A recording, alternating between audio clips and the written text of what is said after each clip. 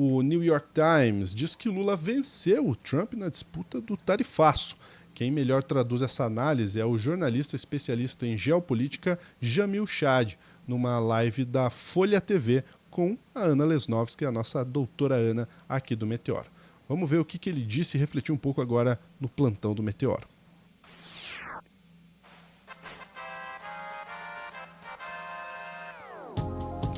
Muito bem, muito bem. De fato, né, o tarifaço deu uma recuada. O Pedro Zambarda está aqui com a gente para trazer essa entrevista muito legal com o Jamil, inclusive com a participação da doutora Ana aqui do Meteoro. Mas lembrando que o Pedro está no @Drops de Jogos, para você seguir o Drops e se inscrever no canal do Drops de Jogos. Você pode também me seguir aqui no @lu.junior. Vamos lá, Pedro! Vamos lá, Lúcio. Essa entrevista está viralizando. A Folha TV, Folha Democrata, passou por um mesinho complicado aí com algoritmos do YouTube. E aí eu conversei com o Jamil Chad depois da demissão dele lá do UOL. Convidei a Ana e ela também foi entrevistada antes dele. E eu perguntei sobre aquela matéria do Jack Nickas que estampou o... Jack Nickas, para quem não sabe, é o chefe do escritório brasileiro do New York Times aqui no Brasil, né? Ele fez aquela reportagem do Bolsonaro na embaixada, que foi sensacional com foto aérea e tudo mais. E o Jamil é um cara hiper informado, e aí eu perguntei para ele se de fato, ele que estava morando em Nova York, se de fato o Lula ganhou do Trump nessa disputa em cima do tarifaço. Vamos ver um pouquinho da conversa, e aí vamos ouvir também a análise da Ana, e depois eu vou também dar os meus pitacos. Vamos lá. O jornalista Jack Nickas publicou no New York Times que o Lula desafiou o Trump e ganhou na questão do tarifaço. E esse artigo, enfim, tá viralizando, repercutiu bastante a respeito também pela cobertura, sobretudo crítica do New York Times e o posicionamento do Brasil, que conquista adeptos aí do ponto de vista, enquanto a gente tem o Eduardo Bolsonaro que ativamente age como um agente pró-Trump, você tem um governo brasileiro que sabe conversar com o governo americano, ao mesmo tempo que coloca as suas condições. Jamil, o que eu te pergunto é o seguinte, essa mudança da atitude do Trump também tem muito a ver com a prisão do próprio Jair Bolsonaro? Isso tem implicação geopolítica? Olha, tem. Em primeiro lugar, vamos só desconstruir um pouco o Eduardo Bolsonaro. Não é Jair Bolsonaro que interessa a Donald Trump. Ele é irrelevante. O que é relevante? É a extrema-direita no poder, né? Então, se é Jair Bolsonaro, João da Silva, Michele, etc., tanto faz. Então, ele não há uma lealdade em relação ao personagem Jair Bolsonaro. Se eu tiver uma outra opção que não seja Jair Bolsonaro, eu vou por essa outra opção. O governo americano, e isso é tradicionalmente a posição do governo americano, é de interesse, não é de amizade, não é de afeto, não é de acolhida, isso não existe, não existe. Então, achar que Jair Bolsonaro é o centro das atenções da operação nos Estados Unidos não é verdade. Aliás, é difícil alguma coisa na geopolítica, né, Lúcio? Ser o centro das atenções, né? Um líder também é a sua circunstância. O Lula é o Lula também porque ele tem 2 mandatos nas costas e uma experiência que o Bolsonaro jamais teve em 4 anos em que ele delegou a governança para o Centrão, né? Mas vamos seguir. Agora, eles instrumentalizam Jair Bolsonaro. E Jair Bolsonaro conta com essa instrumentalização para ver se tem algum tipo de chance de, obviamente, mudar a história dele aqui no Brasil. Mas o que nós vimos é que o próprio governo americano entendeu que a própria direita brasileira virou a página, ou está virando a página em relação a Jair Bolsonaro. Aí a pergunta do governo americano é muito simples. Calma aí. Se eles lá estão abandonando o sujeito, quem sou eu para ficar assumindo a defesa desse cara? Tá? Como é que eu vou entrar numa festa que não é nem minha, né, Jamil? Não, eu estou me prejudicando, eu estou gerando inflação para o meu consumidor, eu estou prejudicando os investimentos americanos no Brasil, eu estou entregando o Brasil de mão de bandeja para os chineses, etc., etc., por um cara que sequer é mais alvo, vamos dizer assim, de uma comoção nacional. Foi o Nicolas Ferreira, né, que disse que o Brasil ia parar com a prisão de Jair Bolsonaro. Eu estou aqui há 3 dias. Parou ontem aqui no Rio de Janeiro. Ontem mais ou menos às 7, 8 da noite. O Flamengo estava na rua. Ontem parou o Rio de Janeiro e não vi nada sobre Jair Bolsonaro. Então, né, de repente não é. Agora, voltando aqui na questão que é fundamental, a tua questão é fundamental. O governo americano instrumentaliza Jair Bolsonaro. Ele pode voltar a instrumentalizar. Vamos ter muita atenção nisso, porque não se trata de algo conquistado, a relação entre Lula e Trump, então fechou. Não é isso. Ela pode voltar a ser instrumentalizada em algum momento que o governo americano achar, vamos usar aquela cartada que a gente tem. Mas, neste momento, o que eles se deram conta é de que Jair Bolsonaro é uma carta muito frágil. É algo, não é que eu vou determinar a relação com a maior economia da América Latina a partir de uma pessoa que já, vamos assim, já não está no centro das atenções da própria direita brasileira. Você quer fazer pergunta? Então, é isso, Lúcio. Por que o Lula ganha do Trump na questão do tarifaço? O principal oponente dele é um coadjuvante. É um cara que o Trump viu um canal ali, não para atacar a pessoa do Lula, mas a questão é enquadrar o Brasil dentro dos interesses americanos. Isso é uma pessoa que as pessoas precisam parar para pensar uma coisa. Sim, o Bolsonaro e o Trump têm um alinhamento ideológico. Isto posto, no jogo da geopolítica, o que manda não é só a ideologia, são as ideologias e os interesses. E o Bolsonaro, ele caminhou ali para uma autodestruição, sobretudo com o Eduardo Bolsonaro fazer esse all-in nessa pauta internacional. A Ana falou mais algumas coisas interessantes nessa entrevista, e depois eu ia para o artigo do próprio New York Times. Deixa eu trazer aqui para vocês só essa fala dela. Vamos. Não, eu ia comentar, o tradicional ninguém solda a mão de ninguém, né? Isso, perfeito. Perfeitamente. Que foi aquela cena, né, gente? Difícil explicar, viu, meu caro?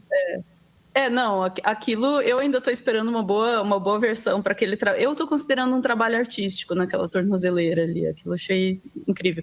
Agora, Ana, sabe o que eu acho? Que eu não sei o que fim levou, mas essa tornozeleira precisava ser preservada como artigo do futuro museu sobre a democracia, sei lá, qualquer coisa assim. Ela precisa virar patrimônio nacional. Eu digo mais, Jamil, a tornozeleira e o ferro de solda. Eu tenho um ferro na minha você também tem. Ferro de solda. O ferro de solda precisa ser preservado. É fundamental para a história. Quando que a gente imaginou na história desse país que ia acabar desse jeito? O cara iria para a prisão definitiva porque resolveu ali abrir a tampinha da tornozeleira e ainda alegar que estava ouvindo vozes. Ana, o imponderável na história é espetacular. É espetacular. Eu nunca menosprezo. Eu nunca... não, ele vai fazer isso. Não. Quem vai saber o que está por trás da mente humana? É meio que a beleza da nossa profissão, né, Jamil? Graças a Deus, cara. É espetacular. As histórias que a gente conta... hoje, por acaso, eu estou no meio de grandes escritores. Ana Maria Machado. Gente absolutamente que, para mim, são pessoas que fazem parte de uma espécie de referência. E eu vejo a surpresa deles, né, desses grandes escritores brasileiros, de queixo caído com as histórias do mundo real. Então, é isso. Lúcio, e pegando esse exemplo da tornozeleira que poderia ser colocado para exposição pública, quem diria, né, que depois daquela carta do Trump atacando o Alexandre de Moraes, a gente veria isso aqui estampando o New York Times, né? Vou botar a tradução chumbreguinha do Google. Não sei se ele vai carregar aqui. Será que ele carrega? Mas, enfim, Brasil desafia Trump e vence. O presidente Trump tentou manter o ex-presidente Jair Bolsonaro fora da prisão. Ele falhou e agora ele está indo em frente. É inacreditável, né? E a gente viu, inclusive, o próprio Donald Trump fazendo acenos ao Lula recentemente, públicos. Quando perguntado, né, sobre a prisão do Bolsonaro, o presidente Donald Trump praticamente é uma pena, é isso aí. Acontece. Né? Foi mal. É uma coisa que, assim, cara, para pensar. Você é presidente do principal, por mais que tenha a ameaça da China, é a principal economia do mundo, é o cara que dita as regras.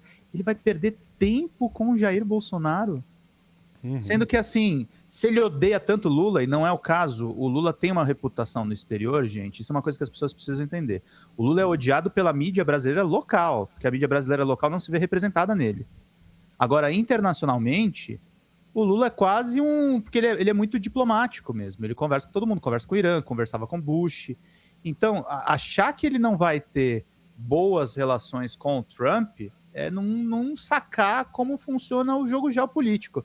Fora que tem esses episódios jornalísticos maravilhosos, que é o Bolsonaro metendo ferro de solda numa tornozeleira, né? Isso é... Bolsonaro se escondendo numa embaixada. O Bolsonaro, assim, ele é o pior político da face da Terra, mas ele gera episódios jornalisticamente muito interessantes. Eu entendo que o Donald Trump trucou. Ele falou assim, vamos dar uma trucada? Se der, maravilha. Se não der, tá bom, ok. Foi mal, tava doidão. Agora que já passou, ele tá olhando, infelizmente, né, dessa forma para a Venezuela, e ele tem outras questões para resolver. Se voltou, né, as questões de discussão com a Rússia em relação à guerra da Ucrânia, não está muito bem definida ainda essa questão Israel-Palestina. Então, o Donald Trump ele tem outros interesses que são muito mais lucrativos. E quando eu falo lucrativos, é dinheiro mesmo para ele resolver nesse momento. A gente falou recentemente do shutdown, né? Quando o governo estadunidense simplesmente parou muitas operações administrativas do governo do país todo, parou por problemas financeiros. E a gente tem diversos problemas internos para o Trump resolver. A gente já falou também sobre aqueles vazamentos de informações. A gente também falou recentemente agora do Trump tendo que lidar com uma questão jurídica agora interna, enfim. Então o Trump tem muita coisa que é muito mais custoso para ele, que é muito mais necessário para ele resolver do que lidar com o Bolsonaro. Foi uma trucada. Ele falou assim, vai que funciona. Não funcionou para ele, tá ok. No ano que vem, com certeza, ele não vai estar apoiando o Lula. Mas ele também não vai ficar se ajoelhando para liberarem logo o Jair Bolsonaro, coisa que não vai acontecer. Ele sabe muito bem disso. Ele sabe que o que ele fez até agora foi mais do que o esperado para ele fazer. Ele sabe que ele fazer algo a mais do que isso vai pegar muito mal internamente para ele também. Donald Trump é um cara estrategista, muito mais do que Jair Bolsonaro. Jair Bolsonaro, ele tem pessoas estrategistas em volta dele, mas ele mesmo, tanto é que sempre foi um político baixo clero, né? E aí, isso já explica muito de um cara que mete um ferro de solda na tornozeleira eletrônica sem saber minimamente que aquilo não ia funcionar. Não ia funcionar. É um gênio, só que ao contrário. Pedro, mais alguma informação? Não, só isso, meu querido. Maravilha, eu agradeço o Pedro aqui pela participação, mas antes de ir embora, eu quero te dar uma informação especial aqui sobre um outro tema bem relevante. Olha só a reportagem que eu vou colocar na tela para você. Beber café todos os dias pode desacelerar o envelhecimento. E não é reportagem antiga não, tá? Dia 2/12/2025, é super recente. Reportagem da Gabriela Maracchini, da CNN Brasil, que diz o seguinte: o consumo moderado de café está associado a diversos benefícios para a saúde, como melhorar a concentração, desempenho físico e atuar como anti-inflamatório devido às suas propriedades antioxidantes. Agora, um novo estudo mostrou que beber no máximo 3 a 4 xícaras de café por dia pode retardar o envelhecimento biológico de pessoas com doenças mentais graves. O trabalho foi publicado no final de novembro na revista BMJ Mental Health. Segundo o estudo, o consumo de café alongou os telômetros, um indicador de envelhecimento celular, e deu às pessoas analisadas o equivalente a 5 anos biológicos extras, em comparação com aqueles que não bebem café. É mais um benefício do café que você precisa, sim, ficar ligado. E se você quer um café de qualidade, a gente está com uma parceria muito legal com a Vero. Olha só, vou mostrar para vocês o plastiquinho da Vero aqui, ó, a embalagem da Vero. A Vero, ela manda para você mensalmente um café diferente. É isso mesmo. Você assina um plano mensal ou um plano anual e recebe na sua casa um café de qualidade, tá? Com uma curadoria inédita. O plano anual, inclusive, vem com brindes. Tem xícara de café, tem prensa francesa. Então vale muito a pena, inclusive, se você puder, o plano anual. Inclusive, porque aí depende se o preço do café mudar ou não, você já pagou o plano anual, meu amigo. Você vai receber café todo mês na sua casa, na quantidade que você selecionou e no formato que você selecionou. Porque eu tô aqui, ó, porque eu gosto do grão, ó. Dá para ouvir o grão, né? Eu gosto do café em grão, então a Vera me manda o café em grão, porque eu gosto daquela experiência, sabe? De moer o café. Inclusive, eu balancei, já veio um cheiro de café aqui absurdo. Esse horário já me dá vontade de tomar um cafezinho. Olha só, no link da descrição você usa o cupom METEORO, tudo junto. E você tem 30% off no mensal, 4 brindes no anual ou 10% nos itens da loja da Vero. Vale muito a pena, acessa o link sem compromisso. Dá uma olhadinha, vê como que funciona. Os cafés são de fato de qualidade, você ainda ajuda pequenos produtores de café, tá certo? Fica a dica então, vale a pena pelo menos você dar uma olhadinha, tá bom? Grande abraço, até a próxima.